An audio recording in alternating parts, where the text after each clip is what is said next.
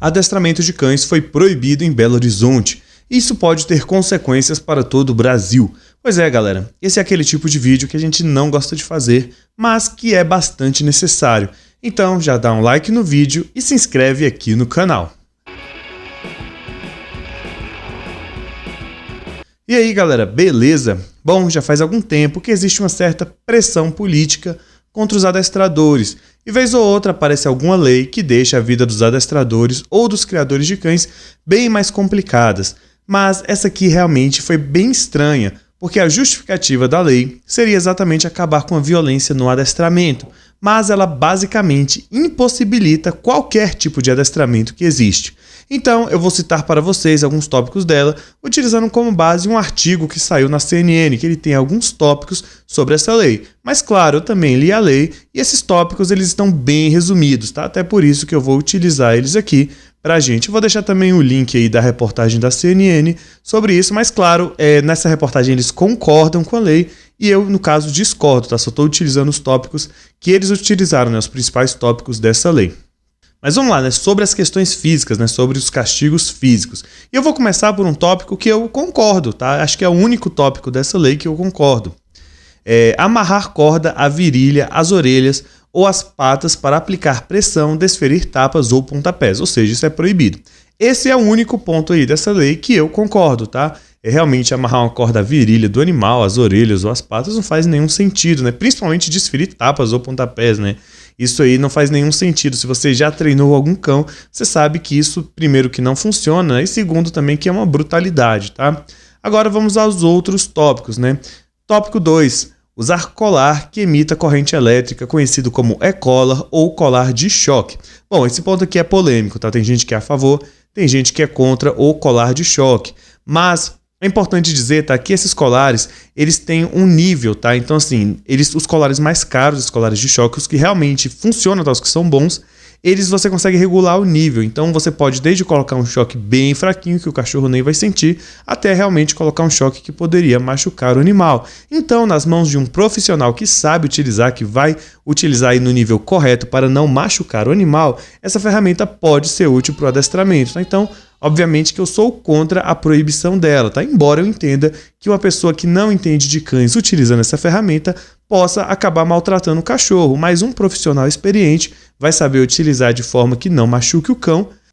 Outro ponto, né? Outro tópico, aplicar pressão no pescoço por meio de enforcador, colar de garras ou guia unificada que resulte na perda ou diminuição da capacidade respiratória, impeça o contato dos membros anteriores com o chão ou imobilize o animal.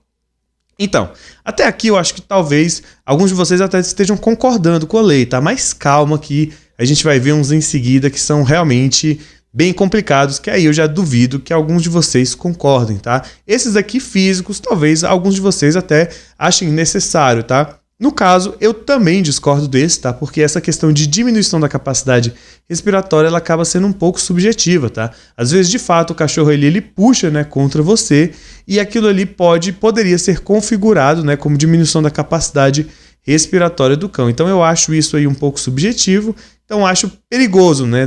Se for uma pessoa, por exemplo, que tem bom senso, analisasse esse tópico, eu acho que tudo bem, né? A pessoa que tem bom senso, ela analisaria da forma correta, mas muitas vezes o fiscal que vai analisar isso, ele não vai ter bom senso para analisar e deixar essa questão nas mãos de uma pessoa que às vezes nem entende de cães é muito perigoso, tá? E assim, embora eu já discorde, né, desse tópico aqui e discorde também do tópico anterior, tá? O único que eu concordo é aquele primeiro que eu mostrei para vocês. Muita gente às vezes pode concordar com esses que estão até aqui, tá? Então até aqui não está tão ruim assim, apesar de que, como eu disse, eu mesmo já discordo de muita coisa que está aqui.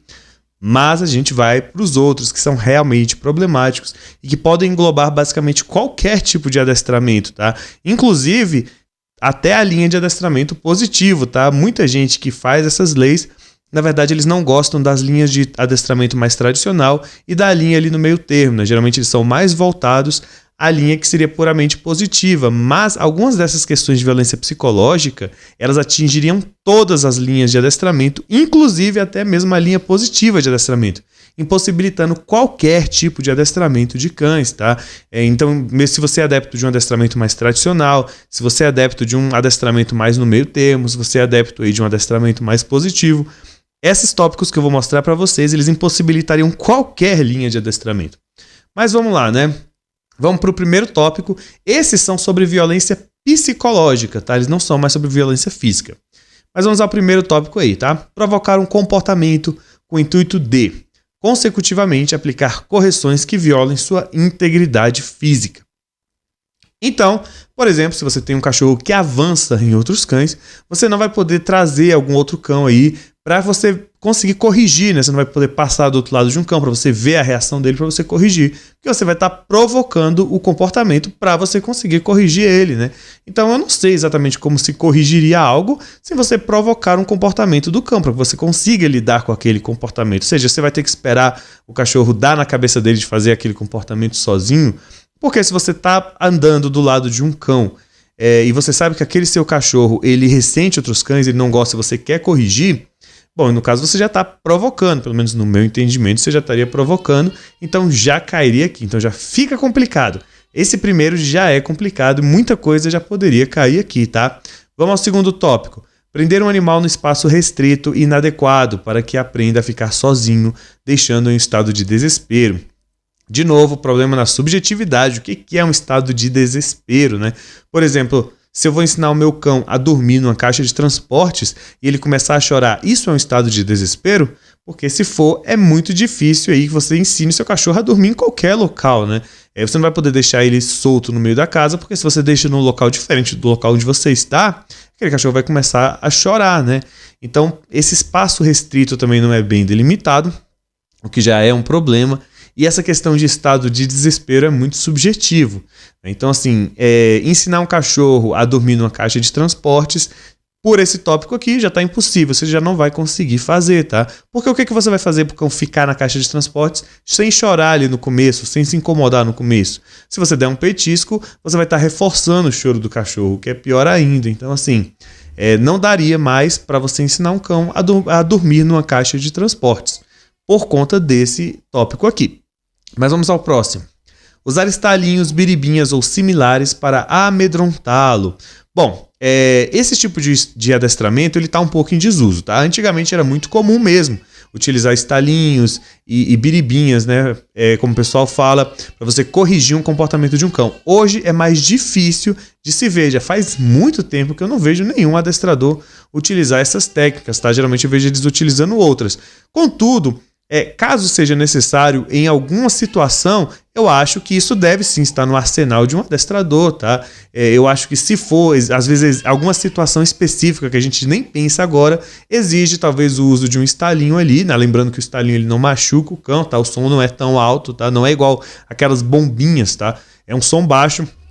E esse som aí, ele no máximo vai dar ali um sustinho no cachorro, tá? Então não é nada que vai maltratar, não é nada que vai machucar, mas por essa lei você também não pode utilizar. Eu repito, tá um pouco em desuso realmente essas técnicas aí, mas é bom você ter no arsenal, né? Caso em algum caso específico você precise utilizá-la.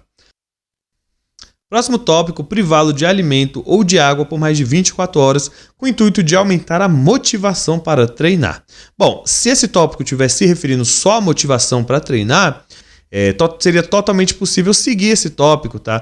Até porque se o cachorro ele não está aceitando muito bem um petisco, você pode simplesmente reduzir um pouco a comida dele, você pode testar outro petisco que talvez seja um pouco mais interessante para ele. Então não há realmente a necessidade de você deixar um cachorro 24 horas sem comer para aumentar a motivação para treinar. Contudo, esse tópico pode ser usado para a questão dos cães agressivos, e aí me preocupa. Como vocês sabem, né, uma forma que se tem de lidar com cães agressivos é realmente você coloca o cão ali num canil e aí você vai até lá, né, oferecer comida para ele. E se aquele cachorro rosna tenta avançar em você, você não dá comida, né, você retorna depois e aí tenta de novo dar comida. Se aquele cachorro continua rosnando, você não dá. E geralmente esse processo costuma sim levar mais de 24 horas, tá? Para cães muito agressivos, extremamente agressivos, pode levar mais de 24 horas. Então, assim, se isso estiver se referindo só à motivação de treinar, realmente, como diz o artigo, ok. Mas se isso daí acabar englobando também treino de cães agressivos, que geralmente precisam realmente de mais de 24 horas sem se alimentar para começar a aceitar aí outras pessoas, né? Outras pessoas se aproximarem dele, tá? Porque o cachorro vai realmente ter que ficar com bastante fome para que aceite um estranho, né? Chegar perto dele. aí seria um problema também. Aí você também não poderia adestrar cães agressivos por esse tópico, tá? Mas como ele tem aí duas interpretações, tá? Eu não vou falar muito dele, tá? Não vou criticar muito, porque pode se interpretar que seria somente a motivação para treinar e que não incluiria o treino aí de cães agressivos. Vamos ao próximo tópico. Submeter o animal mediante a apresentação ou ao confinamento a estímulos agressivos que causem medo ou dor sem lhe dar a possibilidade, né, de se esquivar. Aí seria mais ou menos, né, uma pessoa coloca o cachorro em algum espaço confinado e se utiliza de algum tipo de violência para que aquele cachorro não consiga se esquivar, tá? Eu não consigo pensar em nenhum tipo de treino que utilize uma técnica parecida, tá? Então, beleza, esse daqui ok. Vamos ao próximo tópico. Utilizar estímulos que causem medo ou ansiedade para atingir o comportamento desejado de maneira rápida, desconsiderando o bem-estar animal. Esse eu acho que é o mais preocupante, né? Talvez o mais ou o segundo mais preocupante. Por quê? Porque utilizar estímulos que causem medo ou ansiedade, estímulos pode ser qualquer coisa, tá? Ansiedade também pode se considerar basicamente qualquer coisa. Principalmente porque está dizendo desconsiderando o bem-estar animal. E o bem-estar animal também é subjetivo. Por exemplo, vamos supor que existe um pug, que uma pessoa cria ele num apartamento muito caro, muito chique. Esse cachorro sobe no sofá, esse cachorro come ração super premium, tem uma caminha bonita. Mas esse cachorro nunca passeou na vida, ele não passeia. Para mim, esse cão estaria sendo maltratado.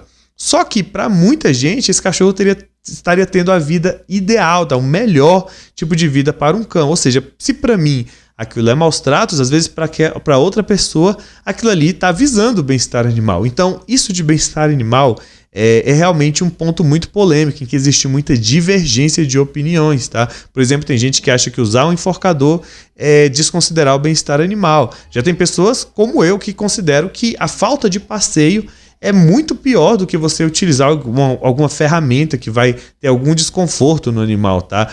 A falta do passeio, para mim, seria realmente desconsiderar o bem-estar animal e para muita gente, não. Então, assim, é uma questão subjetiva, tá? Essa questão de bem-estar animal é subjetivo. Existem alguns pontos pacíficos que todo mundo concorda, né? Igual bater no cachorro, todo mundo concorda que é maus tratos. Colocar cães para brigar, todo mundo concorda que é maus tratos. Mas há muita coisa aí tá na subjetividade, tá? Esse artigo ele é muito subjetivo. Primeiro que ele fala em ansiedade, tá bom? Muita coisa pode ser considerada ansiedade. Se você tá ali com um petisco, pedindo pro cão dar a pata e ele ainda não tá entendendo o que é para dar a pata, ele tá ficando ansioso porque ele tá querendo fazer alguma coisa para ganhar o petisco. Então isso poderia cair nesse tópico, tá? Ou seja, muito subjetivo, praticamente tudo pode cair nesse tópico. Vamos pro próximo. Impedir a expressão de comportamento natural sadio imprescindível ao bem-estar da espécie. Esse daqui também, muita coisa pode cair, tá? Impedir a expressão de comportamento natural sadio. Por exemplo, eu não poderia impedir o meu cão de latir, né? De latir muito. Se eu tenho um cão que está latindo demais, eu não poderia corrigir o latido dele. Ou, por exemplo, se eu tenho um cão macho, né? Eu moro em apartamento, como vocês sabem, né? Se eu tivesse um cão macho aqui e ele fosse marcar território ali nas escadas, eu não poderia impedi-lo, não poderia corrigi-lo, né? Porque isso é um comportamento natural, é uma expressão do comportamento natural, né? Então, esse tipo de comportamento você já não poderia impedir, tá? Diz também, né, imprescindível ao bem-estar da espécie, e isso, de novo, é complicado, tá? Por exemplo, o latido poderia ser, né, imprescindível ao bem-estar da espécie, então se você vai corrigir o seu cão que está latindo demais aí, poderia cair nesse tópico, seria um problema, tá bom? A questão de marcar território, às vezes está marcando território ali na escada, você mora no apartamento, você não poderia corrigir, então isso aqui é bem problemático. Então, assim, juntando todos esses tópicos que eu falei, todas essas limitações que eu falei, eu acho que se algum adestrador for seguir à risca essa lei, independente de qual linha de adestramento ele siga, ele não consegue adestrar nem um Shih Tzu e muito menos um Rottweiler, tá? Então sim, eu acho que se um adestrador for tentar seguir à risca essa lei, ele não vai adestrar nenhum cachorro. Então, para mim, necessariamente, o adestramento foi proibido em Belo Horizonte. E como é comum no Brasil outros estados pegarem esse tipo de leis e copiarem, é muito possível que isso se espalhe para o resto do Brasil, tá? Não é só essa lei, existem algumas outras leis em outros estados, em outros municípios aí, que são muito esquisitas, tá? Se vocês gostarem desse vídeo, eu posso trazer outras, tá? Mas essa daqui eu vi recentemente aí e me surpreendeu bastante, né? Porque tem muita coisa ali que eu acho que realmente impossibilita o adestramento de cães, tá bom? Coloca a opinião de vocês no comentário. Se você concorda com os tópicos dessa lei, pode colocar também nos comentários, tá? Se você discorda, assim como eu, também coloca nos comentários. Muito obrigado a todos e até a próxima.